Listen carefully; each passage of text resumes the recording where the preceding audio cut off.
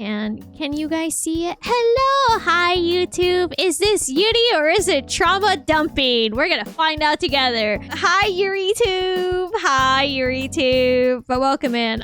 There's a new animation that came out of Sandrone. I say Sandrone specifically because that's what they showed us a little preview. It's about 7 minutes and 44 seconds. Viva la Yuri! I'm a little nervous because the title makes me scared because it's called The Final Gift, but we'll see what happens, shall we? I haven't seen anything yet, so I'm just gonna ask for my chat as well to please don't give any spoilers or hint. Let's just watch it together, shall we? Thank you. Let's see.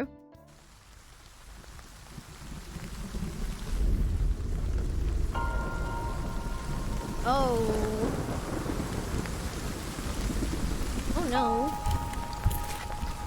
No, it's fine. Let's just see. Oh, is this her? Oh, this is his death. Okay, I'm assuming. Yeah.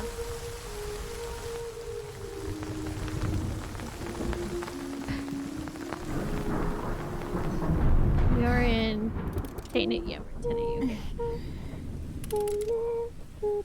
Oh my God, she's singing.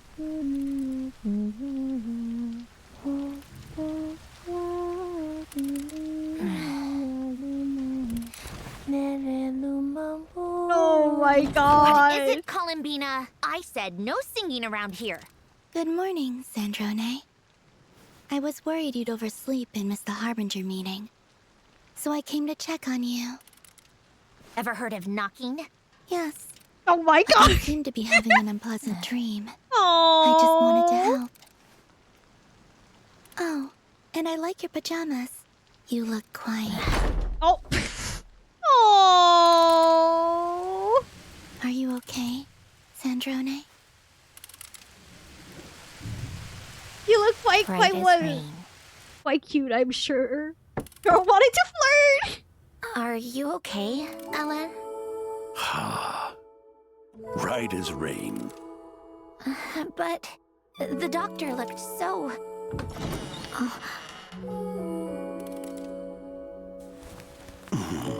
Oh, wait. How can I help? Tell me, do you have a wish? For you to get better. Oh. Don't waste a precious wish on an old man like me. Come, take a look at this. Sandrone, meet my newest invention, Bologna. Oh.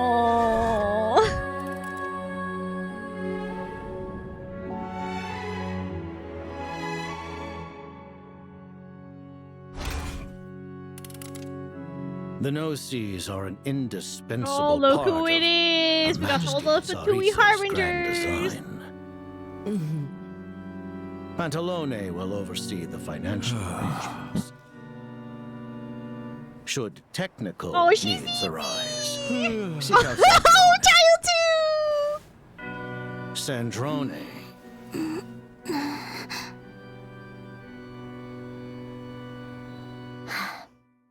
Understood. Oh.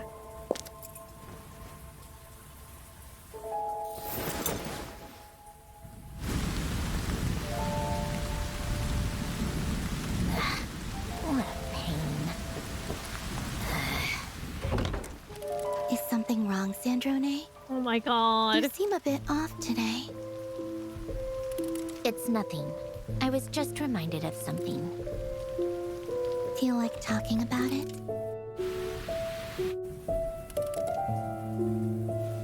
I'll pass. Oh. How about some company? I'm fine. Perhaps just a cup of tea then. And some treats to Oh, go wait. Rosalie? You? with it. What can I say? I ran into these two and got dragged along. Stop treating my room like your personal party venue.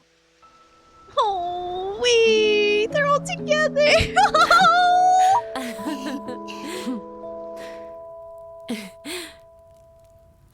A little cake for them What did the all. Korilievsky troupe perform this time? The mountain sparrow. You missed a good one.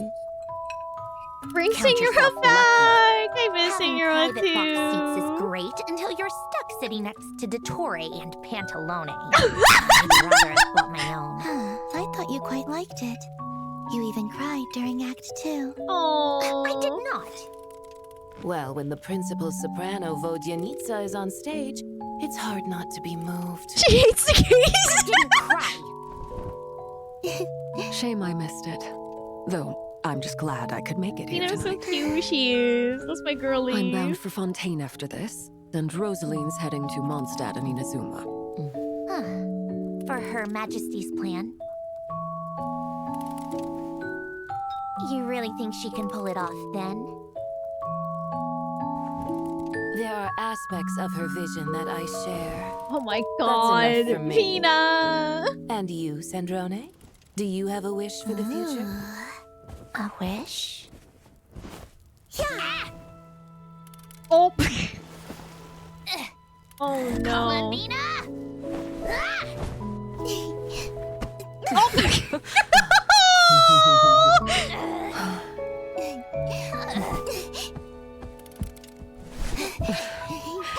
Girlies. Oh my god, Arlecchino's dealt with this before.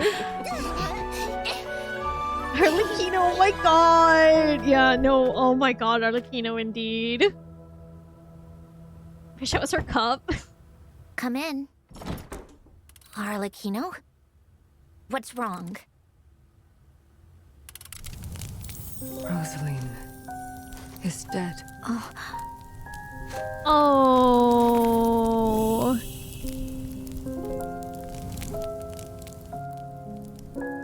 Was it worth it? Paying the ultimate price? Just to fulfill someone else's wish? What did it all amount to? A few snide remarks at a shallow funeral? Utterly risible. What do you wish for?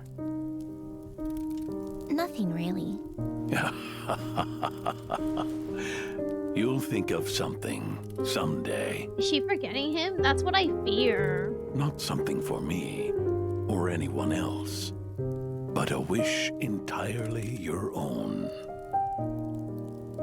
And when that day comes, I will have something to give you. My final and most important gift. Oh, she has the 2 chairs set up like... Oh, girl. Your gift has been received, Ellen.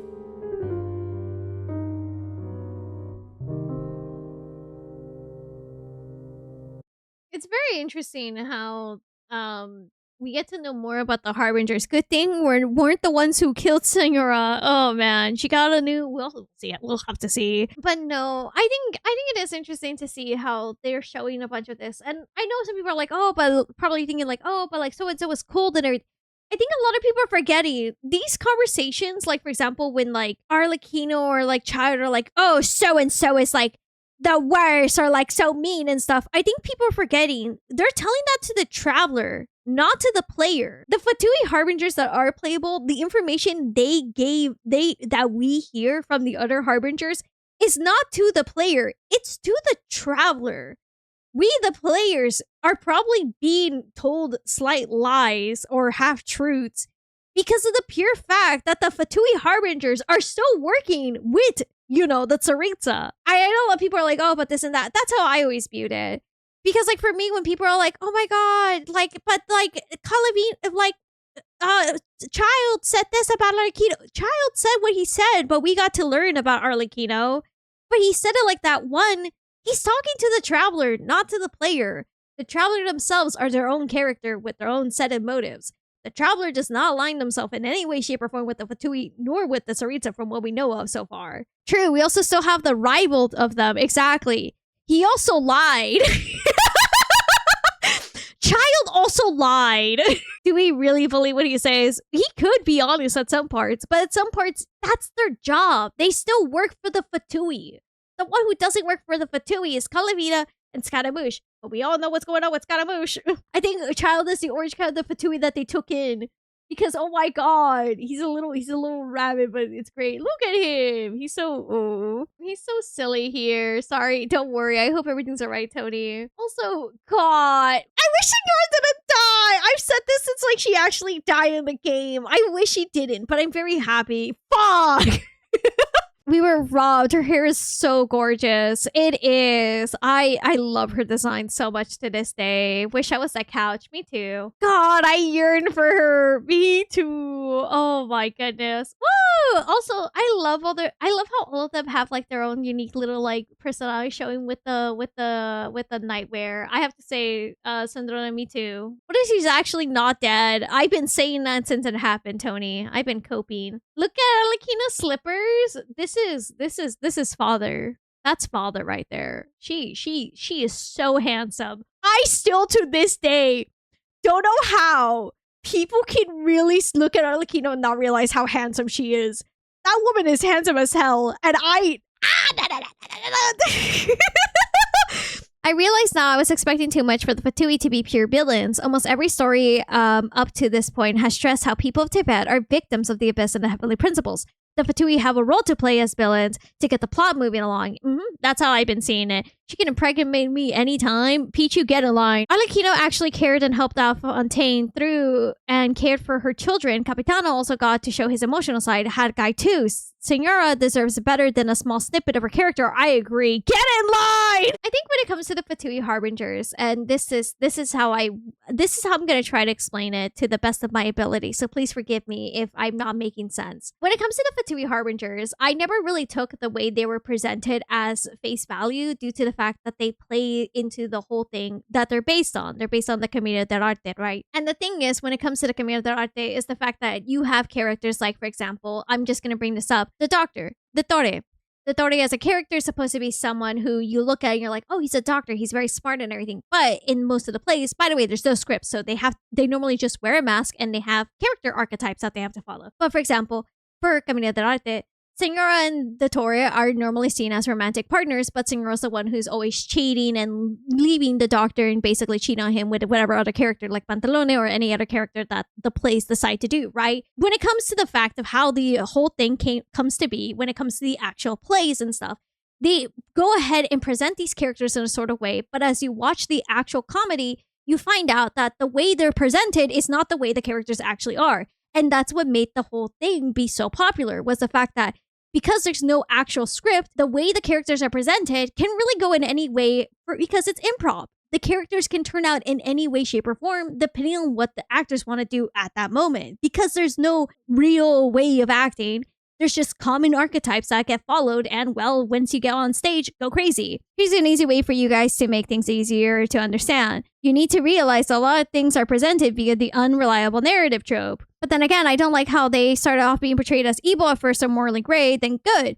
Well, see, here's the funny thing. I don't see them as good or morally gray good, if you want to go with that, right? I have always seen them as they're doing something for what they think is right. Because we could be doing something that we, as the players, are seeing as correct, morally right. But to them, dude, we're the fucking evilest shit ever. It's kind of the way it is in reality as well. We see things one way, but the others can see it about a different way. I never really consider them being the villains. I've always considered them to be an opposition, a force to that's going to be arguing with us, but that's mostly how I see it. When it comes to it, we have found out, for example, Child is the way he is because of the fact of the Abyss and everything. We also seen how Senora is because she also lost a lot of people and we see little things here and there that's like, oh, okay, that explains some things. But yeah, even failure is success as long as they get the Gnosis. Sarita plans to use them to fight the fate somehow, and the rest of the Harbingers will accomplish their goals knowing full well they may die. And that's kind of the thing, right? Their main goal has always been the Gnosis.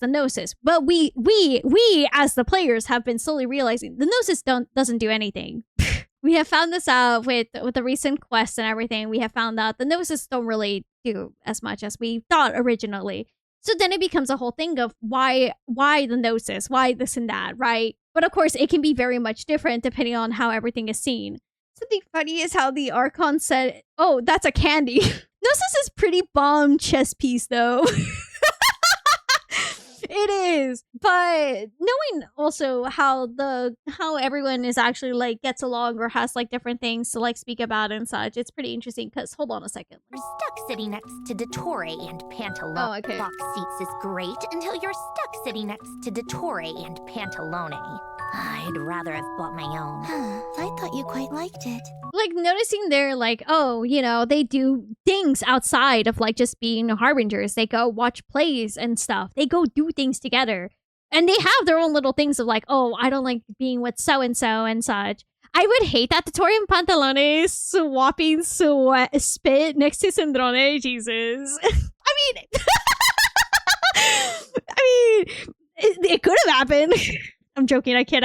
They're a weird group of a family. A little ill, but c'est la vie. Dysfunctional. But they make it work somehow. They're a little dysfunctional. It's very endearing to see how they all are, though. Like, at least, like, for me, it's kind of nice because, like, when you watch the first trailer where all the Fatui Harbingers were shown, right? When you watch them first, you see them have little bickering, like, conversations, right? Like, for example, Colivina being like, oh, you look young, doctor. He proceeds to make a comment with that. Or, like, how the fact that By the way, the fact that everyone showed up in Signora's funeral tells you a lot about that. Because respectfully speaking, even if they were a coworker, they probably didn't even have to show up. The fact that everyone showed up to her funeral tells you a lot about it. Like, oh, that's serious. They actually have a bond if they're willing to show up for the funeral, you know? Showing up is a sign of respect. Exactly. Like, they didn't have to show up. From what we understand of the Tsaritsa, as long as you get the job done, do whatever you need to do, right? Do you think that will explain Sinnoh's new Genshified design? We haven't really seen the design. We only saw it in the drip marketing.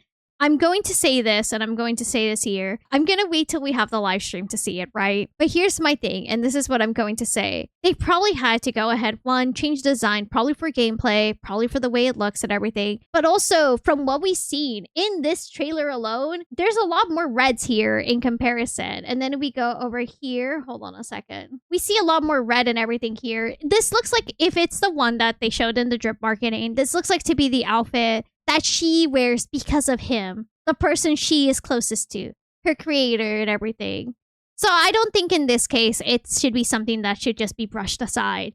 If they decide to go that route, I think that's very endearing because it shows that she really does care. And it's true, she does. She read all his research before she had to get rid of it. I don't know if you guys read the collectibles. Fatui places more responsibility for Lessinger's death on herself than the Traveler. I wonder if you remember the conversation between Venti and at the Chinese New Year event where Venti even felt somewhat guilty. I do remember that, yeah. I do remember that. I for example, I don't blame it on the Traveler. I don't blame it on the Traveler. I've always said it. I know people were like, that's weird. You should blame it on the Traveler. The reason why she's dead. No, I don't blame it on the Traveler. She knew what she was doing, and as mentioned even here, was it worth it? That's the true question there. But if you're talking about like this and that, I'm just gonna wait and see what happens in the live stream because we'll probably see her model there more clearly. I mean, if they'll make her go from robot to human. No, I think like if you're talking about her design, the drip marketing shows she still has her little thing on her back, so I think she's fine. If you mean be more human, like emotion wise and everything, that's probably going to come with time. I think a lot of people forget that's a very common trope with writing about the more like humanized robot, avatar, etc., because of the fact that they like grown the self-respect or they grow into self-love and stuff. It could be an accessory. It shows that in the I can't pull up the job marketing. I don't have it on right there. I don't think she'll trade up for an organic body either. Me neither. I don't think so. Mostly because of her connection. That's just me though.